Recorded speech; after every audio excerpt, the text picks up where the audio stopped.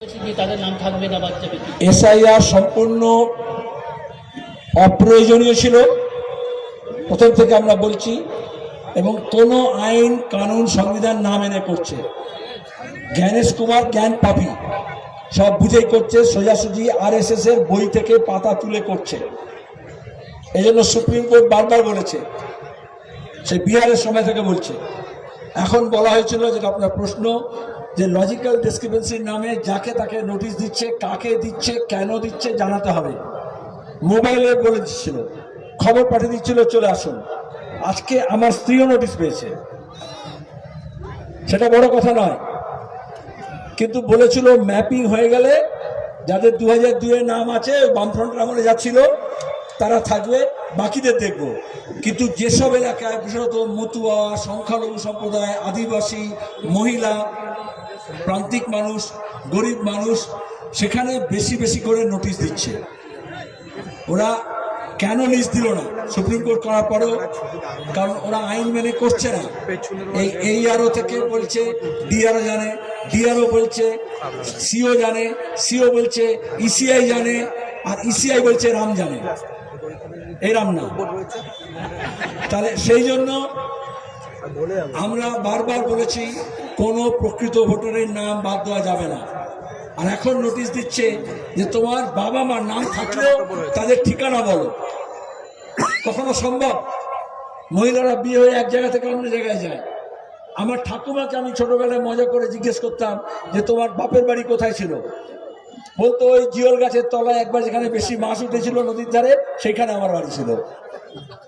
আরে যখন ঠিকানা সিস্টেম ছিল না, তাহলে এইটা হচ্ছে অন্যায় হচ্ছে।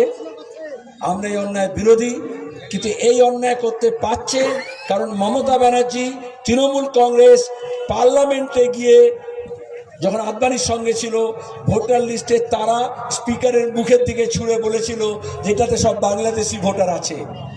আর আরএসএস বলেছে 2 কোটি ঘুষপেটিয়া আছে, উইপোকা আছে, বাংলাদেশি আছে। ম্যাপিংয়ে পাওয়া যায়নি, তাই এখন আরএসএস বিজেপিকে খুশি করার জন্য সবাইকে, যার নাম বন্দ্যোপাধ্যায়, ব্যানার্জি গন্ডগোল আছে, তাকেও দিচ্ছে। এটা লজিক্যাল না, ইললজিক্যাল। বিধানসভায় বিল এনে, প্রস্তাব এনে তামিলনাড়ু বলতে পারে, কেরালা বলতে পারে, ওখানে তো এসআইআর হচ্ছে, তাহলে ওরা সাহেস্তা করলো।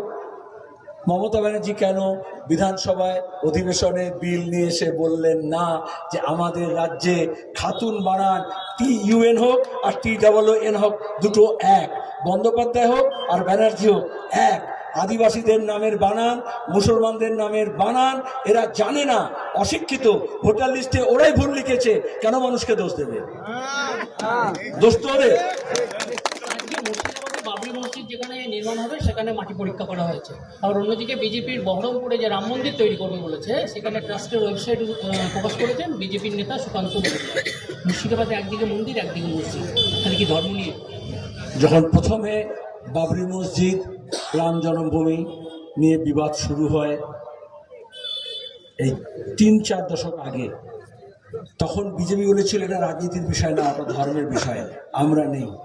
তারপরে যেই বাজার গরম হয়ে গেল, তখন আদবানি রথযাত্রা করে বিজেপি ঝান্ডা নিয়ে এলেন এবং তারপর বললেন আমাকে ভোট দিতে হবে। জ্যোতি বসু তখন বলেছিলেন, এখন আমরা বলছি ধর্মের সঙ্গে রাজনীতি মেশাবেন না। বেকারি, দারিদ্র, অশিক্ষা, কৃষকের ফসলের দাম, জমি, যে চাষ করে তার অধিকার, যে মাছ ধরে তার জলের অধিকার, এটা হচ্ছে লড়াইয়ের প্রশ্ন। কল কারখানা, রাস্তাঘাট, যারা এটা করছে না তারা এই 26-এ নির্বাচনের আগে মন্দির মসজিদের নামে করছে। আর এই মন্দির, মসজিদ, গুরুদ্বারা, গির্জা আগেও ছিল, পরেও থাকবে। ওটা যারা ধর্মবিশ্বাসী মানুষ তারা নিজেরা করবেন। এটা কোনো দলের, কোনো প্রধানমন্ত্রীর, কোনো মুখ্যমন্ত্রীর, কোনো রাষ্ট্রপতির এখতিয়ারের মধ্যে পড়ে না। আমরা এই জন্যই বলছি এগুলো হচ্ছে ওপর চালাকি।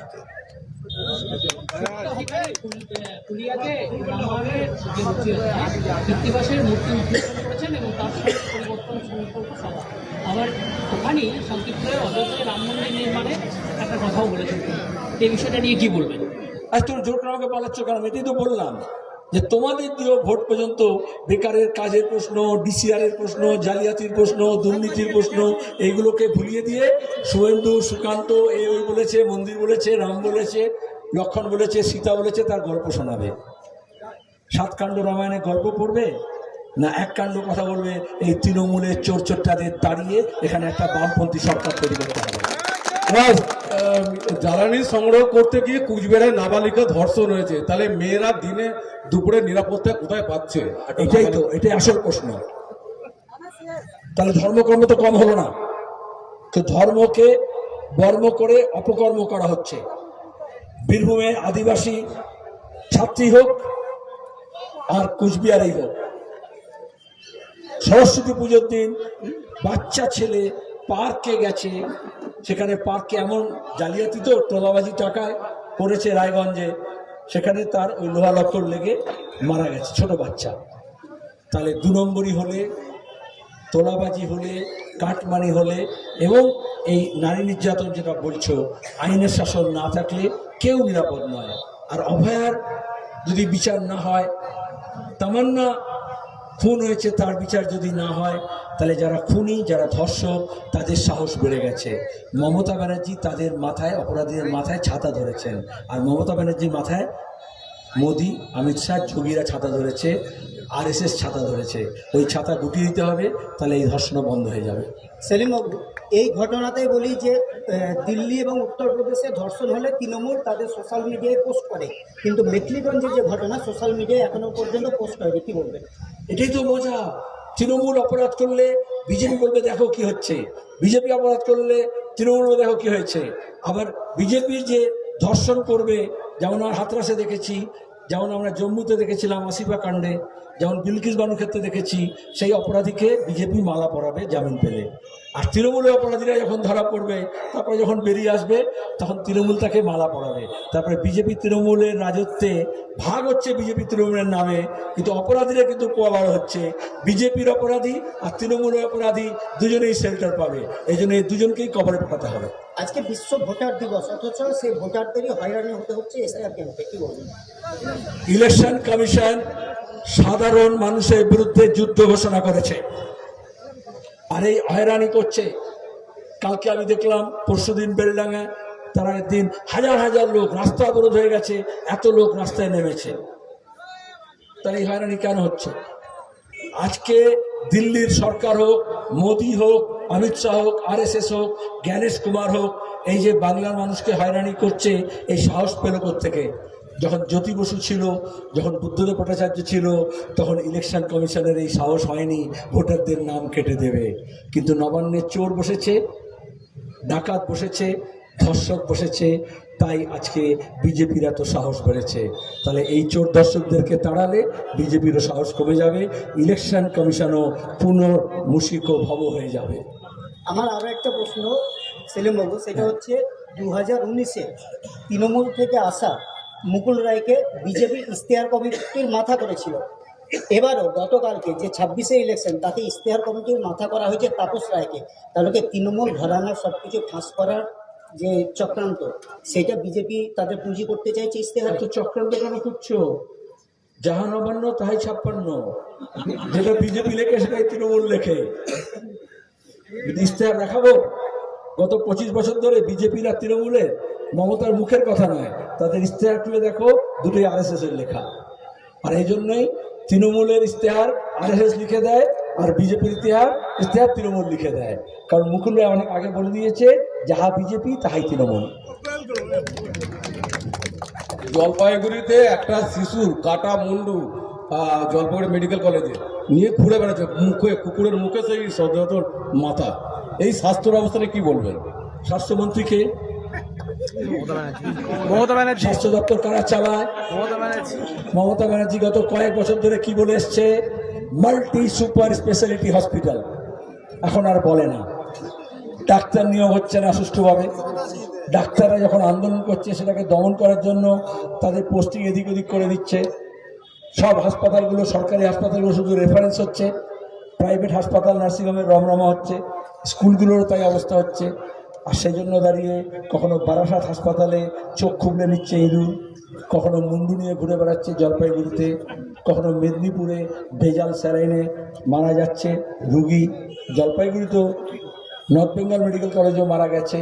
তাহলে দুর্নীতি যখন গ্রাস করে, অনেকে মনে করে দুর্নীতি হচ্ছে বোধহয় শুধু পাথর খাদানে আর বালি খাদানে আর কয়লা খাদানে, তাহলে দুর্নীতি মানুষের শিক্ষা এবং স্বাস্থ্যর রন্ধ্রের মধ্যে ঢুকে গেছে এবং তার জন্য সাধারণ মানুষের উপর এই অসুবিধাটা হচ্ছে। এটা কুকুরের দোষ নয়,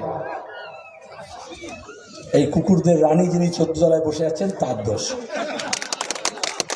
গত বিধানসভায় যেটা দেখা গেছিল বামেদের সাথে আইএসএফ এবং কংগ্রেসের জোট হয়েছিল, এবার 26-এর বিধানসভায় কি হুমায়ুনের সাথে জোট দেখা যাবে আপনাদের? কোথায় বললে আইএসএফ, কোথায় বললে কংগ্রেস, কোথায় বললে হুমায়ুন? এবার 26-এর একটু বিধানসভা স্পষ্ট করো। এবার 26-এর বিধানসভায় কি হুমায়ুনকে জোটে দেখা যাবে আপনাদের? আমরা আকবর, হুমায়ুন, বাবর, অশোক, বিক্রমাদিত্যদের সঙ্গে জোট করি না, আমরা রাজনৈতিক দলের সঙ্গে জোট করি। তো এটা পরিষ্কার করে বলো কোন রাজনৈতিক দলের সঙ্গে হবে, কোন দলের সঙ্গে হবে না, আমি বলবো। না, বলছি আজকে তো অজিত চৌধুরী আসার কথা ছিল, হ্যাঁ, তারপরে সেই প্রোগ্রাম আর হয়নি। তাহলে কি কংগ্রেস আর সিপিএমের মধ্যে বা বামের মধ্যে যে জোট ছিল সেই জোটটা কি থাকছে নাকি না সামনে ভোটে অন্যরকম সঙ্গে? অত বেশি পড়তে হবে না, সামান্য যেটা আছে সেটাই হবে। আমি রামকে বলবো, রাম বলে দিক উত্তরটা, নাহলে আমি বলতে পারি, রামও বলতে পারে, একই হবে। আমার কাছ থেকে শুনতে চাইছে। এখানে যখন রামপুরহাটে সমাবেশ ডাকা হয়েছে, এখানকার মানুষ চাইছিলেন, এর আগে একবার এরকম হয়েছিল, আমি অধীরবাবু একসঙ্গে মিটিং করেছিলাম, তাহলে এখানে যাতে নওশাদ সিদ্দিকী, অধীর চৌধুরী এবং মোহাম্মদ সেলিম একসঙ্গে আসুক। তার মানে হচ্ছে রাজ্যের মানুষ চাইছে যে বিজেপি তৃণমূল বিরোধী শক্তি এক জায়গায় এসে দাঁড়াক, এজন্য আমরা যোগাযোগ করি। রাম নিজে যোগাযোগ করে অধীরবাবুর সঙ্গে, আমি নিজে নওশাদ সিদ্দিকীকে জানাই। 21 তারিখে তাদের প্রোগ্রাম ছিল আইএসএফের, এই জন্য ওদেরটা নিয়ে ব্যস্ত ছিল। আর কংগ্রেস বলো বা আইএসএফ বলো, আসলে আমাদের আসন সমঝোতা হবে কি না, কোন আসনে কে লড়বে, সবাই এটা দেখতে চায়, তারপরে আসতে চায়। এ তো সবাই তো আর সিপিআইএম নয় যে বেকারি নিয়ে, দারিদ্র নিয়ে, অশিক্ষা নিয়ে, জমি নিয়ে, জঙ্গল নিয়ে, পরিবেশ নিয়ে রাস্তায় নেমে লড়াই করব। এই জন্যই অধীরবাবু প্রথমে রাজি হয়েছিলেন, সম্মতি জানিয়েছিলেন, এরা উৎসাহিত হয়েছিল। কিন্তু তোমরা জানো কংগ্রেস দল এই বিজেপি তৃণমূল জোটে আসবে কি আসবে না, এই নিয়ে জেলার নেতারা একরকম ভাবছে, রাজ্যের নেতারা আর একরকম ভাবছে, কেন্দ্রের নেতারা আর একরকম ভাবছে। এটা সিপিএম কংগ্রেসের ব্যাপার না। কংগ্রেস যেদিন দিল্লি, মুর্শিদাবাদ, বীরভূম, কলকাতা এক লাইনে দাঁড়িয়ে যাবে, তখন লাইন ঠিক হয়ে যাবে।